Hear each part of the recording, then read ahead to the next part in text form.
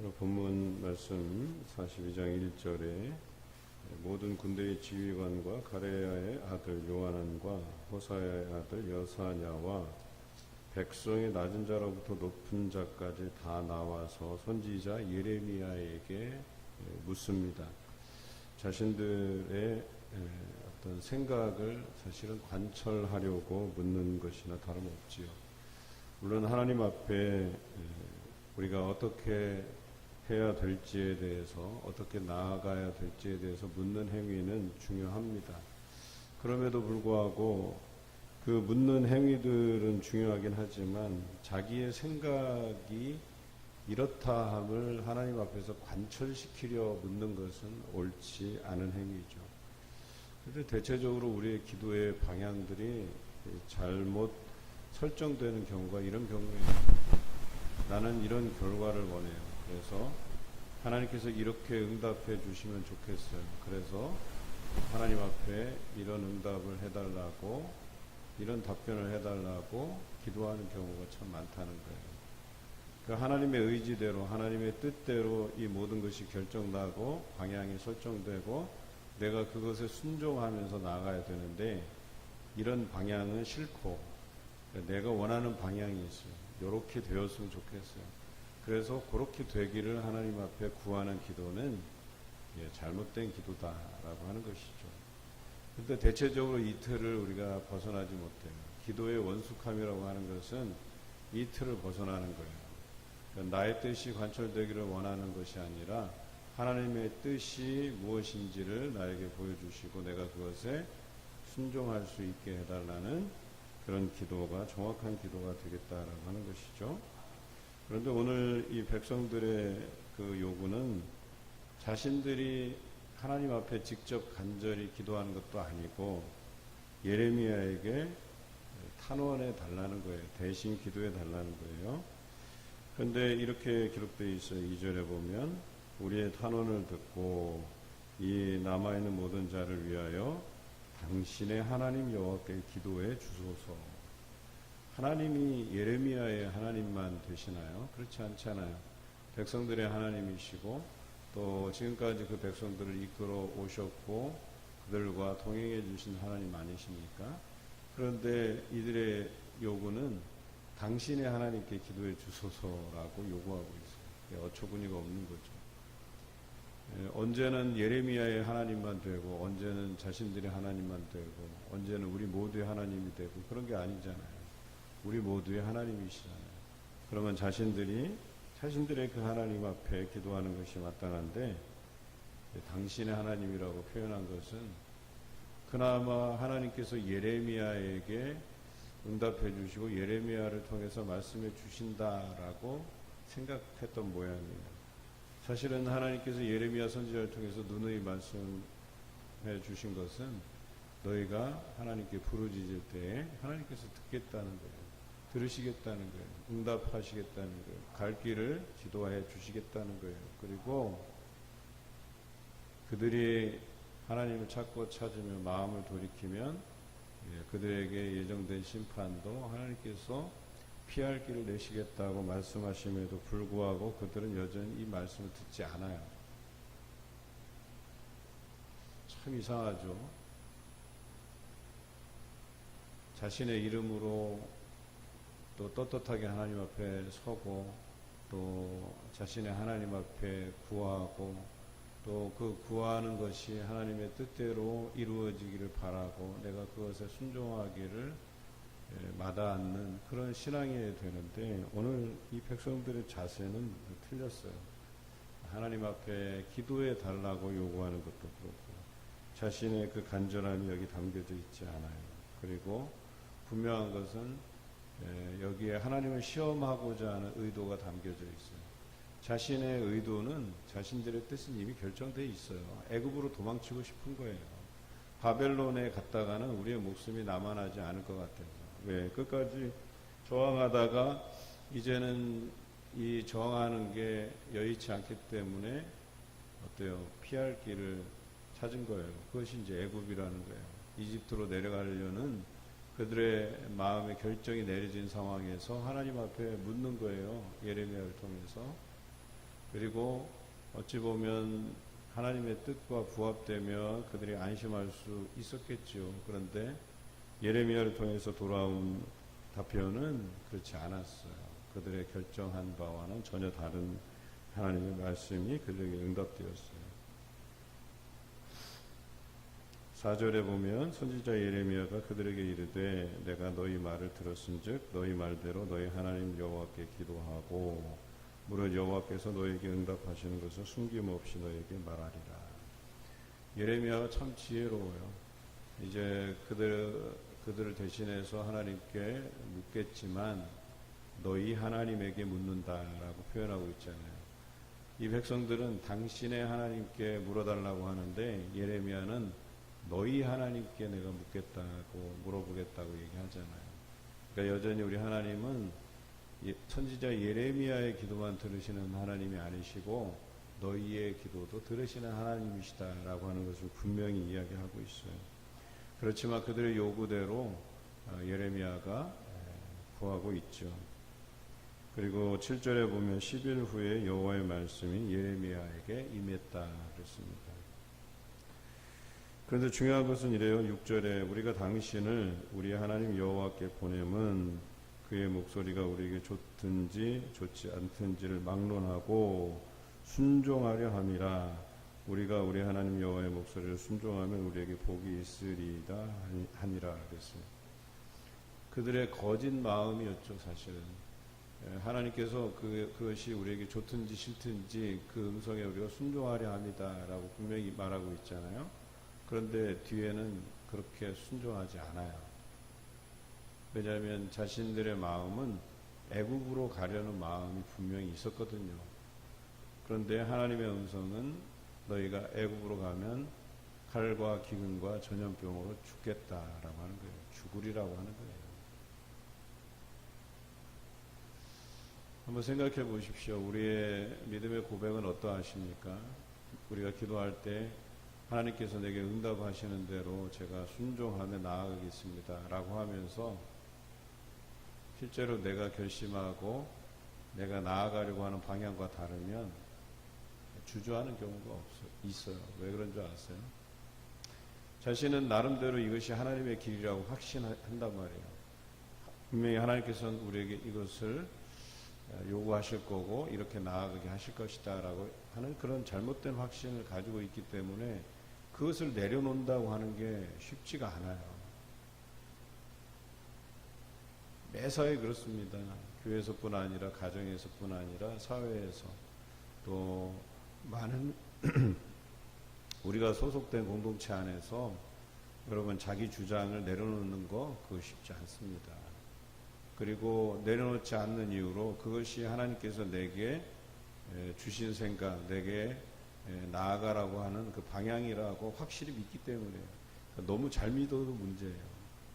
그러니까 잘못된 믿음이라는 거예요. 하나님의 뜻을 묻고 하나님께서 이 시대에 우리에게 요구하는 삶이 무엇인가를 우리가 부단히 묻고 그것에 대해서 그 하나님의 뜻을 들어야 되는데 그렇지 않다는 거예요. 내 뜻을 정해놓고 하나님의 뜻을 거기다 끼워 맞추려고 하니까 안 되는 거예요. 그게. 근데 말로는 순종한다고 얘기해요. 이게 어렵다는 거예요.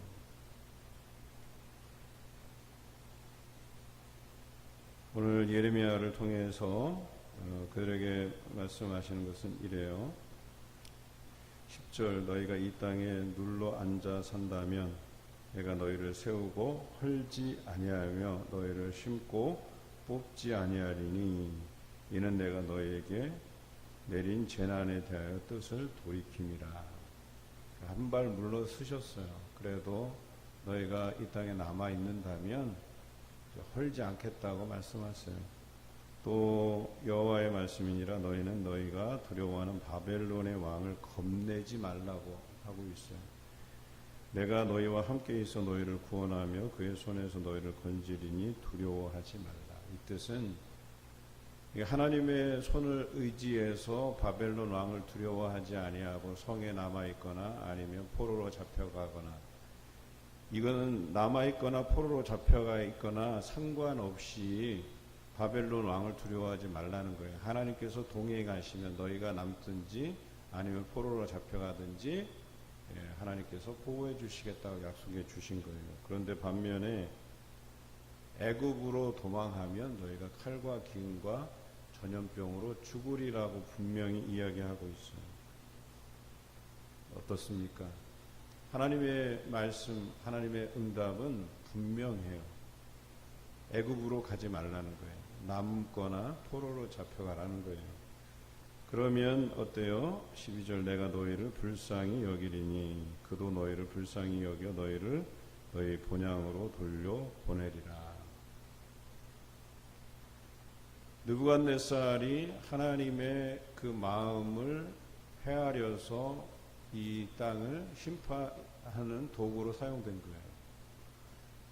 성경에서는 분명히 이야기하고 있어요. 느부갓네살이 하나님의 그 마음을 헤아려서 이 땅을 심판하되 그들을 불쌍히 여기시겠다고 분명히 얘기하고 있어요. 물론 나중에 이 바벨론이 망하게 되는 이유가 그런 하나님의 마음을 헤아리지 못하고 자신이 심판의 도구로 사용된 것을 거절하고 자신이 이 제국을 이루어서 세상을 지배하려고 하는 그 욕심 때문에 바벨론이 망하게 되거든요. 그런데 지금까지는 이 느부갓네살 왕이 하나님의 심판의 도구로 사용되는 것과 하나님의 그 마음을 헤아려서 이 이스라엘을 불쌍히 여길 것이다 라고 하는 이 약속은 분명합니다. 그러나 만일 너희가 너희 하나님 여호와의 말씀을 복종하지 아니하고 말하기를 우리는 이 땅에 살지 아니하리라 하며 14절에 애굽 땅으로 들어가 살리라 하면 잘못되리라 이렇게 되어 있잖아요. 우리 판단은 어때요? 바벨론으로 가나 성중에 남아있거나 애굽으로 도망가나 다 하나님의 백성이니까 돌봐주시면 좋겠다 이렇게 생각하잖아요. 그런데 하나님께서 이 심판을 내리신 까닭을 정확히 이해해야 된다는 거예요.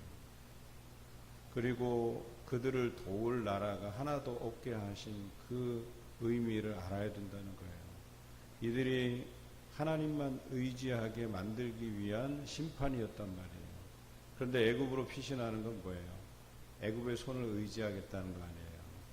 그러니까 하나님께 매달리기보다는 그래도 바벨론과 견줄 만한 애굽에 의지하겠다라고 하는 그 마음이 담겨져 있는 거예요. 온전히 내려놓지 못하고 있는 거예요. 그들이 하나님 앞에 잘못한 것들에 대한 진정한 회개도 없고 여전히 다른 나라를 의존하려고 하는 그 생각이 이들에게 남아 있다는 거예요. 15절, 16절, 또 17절에 이어서 계속해서 예레미야 선지자를 통해서 강조하고 있어요. 그리로 내려갔다가는 너희가 잘못될 것이다. 거기에서 16절은 죽을 것이다. 또 17절은 더 자세히 말하죠. 기근과 칼과 전염병에 죽을 것이다. 그리고 내리는 재난을 벗어나서 남을 자가 없으리라. 이렇게 이야기해요. 아마 애굽에 도착한 사람들은 얼마간은 봐라 우리가 여기에 피신하기를 잘했지라고 생각했을 수 있어요. 하지만 10년이 지나서 바벨론이 이집트를 침공하게 되고 거기에 살아남았다고 안심하던 자들이 다 칼과 기근과 전염병에 죽게 돼요. 이거는 하나님의 심판은 필연적인 것이고 또 하나님께서 성취하시는 것이죠. 우리가 어디로 피한다 해서 이것을 피할 수 있는 게 아니에요. 유일하게 그들이 구원 얻을 수 있는 방법은 하나님께 그 심판에 대한 모든 것들을 맡기고 하나님께 구원을 요청하는 길밖에 없어요. 하나님 앞에 우리의 마음을 돌이키는 것밖에 없다라고 하는 것이죠. 19절에 더욱 강하게 말씀하십니다. 유다의 남은 자들아 여호와께서 너희를 두고 하신 말씀에 너희는 애굽으로 가지 말라 하셨고 나도 오늘 너희에게 경고한 것을 너희는 분명히 알라. 이거는 하나님의 그 말씀을 전달하는 차원을 넘어서 경고의 말씀이라고 분명히 이야기하고 있어요. 이 경고라고 하는 것은 이렇게 하지 않으면 너 큰일 난다, 잘못된다, 죽을 것이다 이렇게 이야기하는 것이죠. 제가 어렸을 때 저희 아버님 굉장히 엄하셨어요. 특히 우리 아버님은 하지 말라고 하는 걸 제일 싫어하셨어요. 두 가지 항상 우리에게 강조하셨던 게 늦게 들어오지 마라. 그리고 어디 가서 혹시 늦거나 아니면 하룻밤을 자야 될 일이 생기면 그것을 이제 부모님께 꼭 이제 이야기하라고 이야기해요. 그게 마음대로 되겠어요.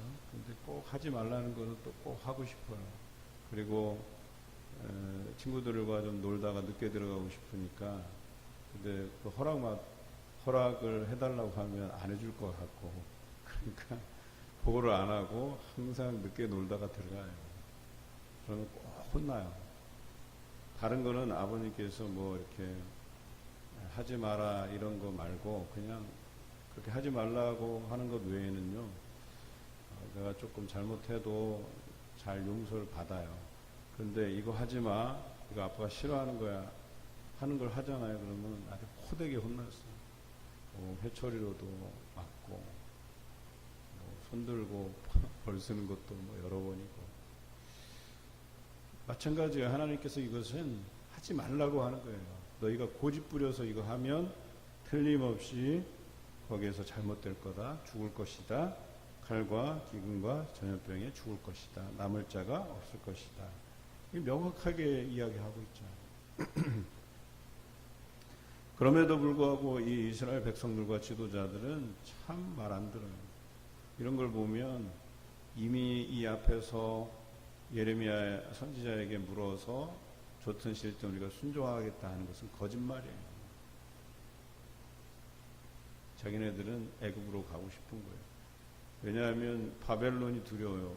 여러분, 적어도 우리가 이렇게 저항하다가 사로잡히게 되면 괘씸죄에 걸려갖고 죽임을 다, 요거 하울행 생기니까 좀 낮춰주세요.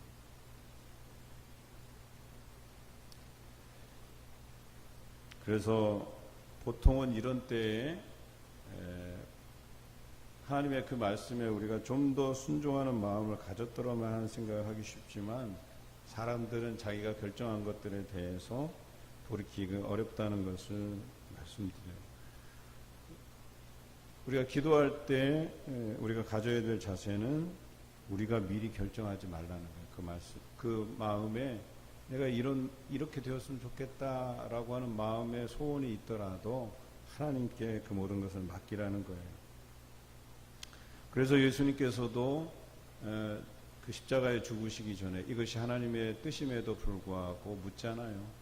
이것을 이 잔을 내게서 돌려달라고, 이것을 피했으면 좋겠다고 말씀하시잖아요. 그런데 나의 원대로가 아닌 하나님의 뜻대로 되기를 원한다고 말씀하시잖아요. 우리의 마음을 표현할 수는 있어요.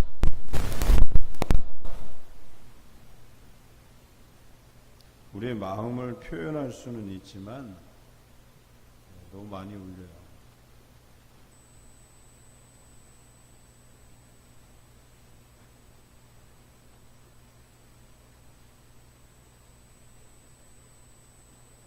우리가 기도할 때 하나님께 우리의 마음을 아뢰 수는 있지만 어때요? 중요한 것은 그 마음도 하나님의 뜻에 부합한지 부합하지 않는지에 대해서, 부합하지 않는다면 과감하게 우리 마음을 내려놓을 수 있어야 된다라고 하는 것이죠. 오늘 말씀을 잘 기억하시면서 우리가 기도할 때, 특별히 하나님의 그 음성을 구할 때 그것이 하나님의 말씀으로 우리에게 다가오고 그것에 우리가 100% 순종할 수 있는 마음이어야 되겠다 하는 생각을 해봅니다. 여러분, 순종은 99%가 없어요. 여러분, 99% 순종하고 1% 불순종하잖아요. 그럼 불순종이에요. 순종이라고 하는 것은 온전히 100% 순종해야 되는 거예요. 그것이 온전한 거예요. 거기에 1%라도 2%라도 내 마음을 얹으려고 하고 내 의도를 얹으려고 하는 것은 순종이 아니라는 거예요. 다 내려놓을 수 있어야 되는 거예요. 오늘 여러분 삶에서도 순종을 요구받을 때가 있을 겁니다. 그 순종에 온전히 대답하는 또 순종해 가는 여러분 되시길 주님의 이름으로 기원합니다.